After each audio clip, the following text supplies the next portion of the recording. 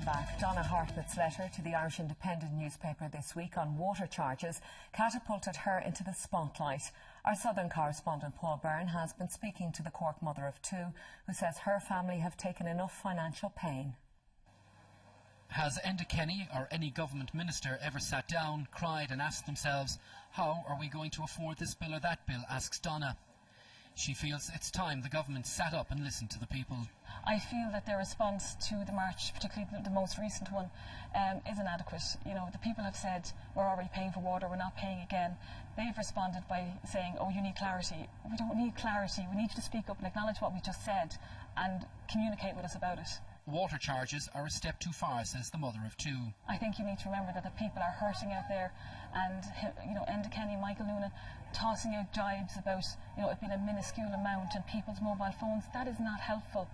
We need people to listen. You know, we want to work with you. We're aware that this country is in trouble still financially. We're aware that we all need to dig in to do it. But at what cost and how far does this have to go?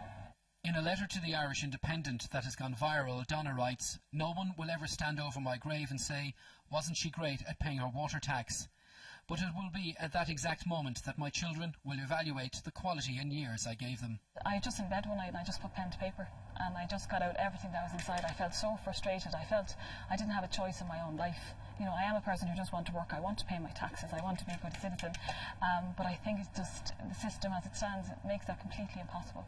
In the letter she also says the legacy of Bertie Ahern and Brian Cowan has resulted in her two children being raised in childcare centres like caged hens, while she and her husband worked hard to pay their way. We weren't happy. The children certainly weren't happy. We just couldn't understand what we weren't anywhere more better off at the end of the month. In fact, we were worse off.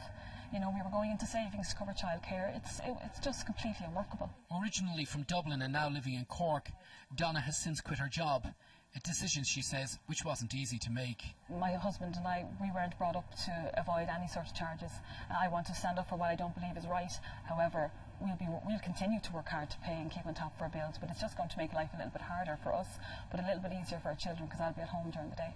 Donna's husband is still working, but they won't be paying their water charges.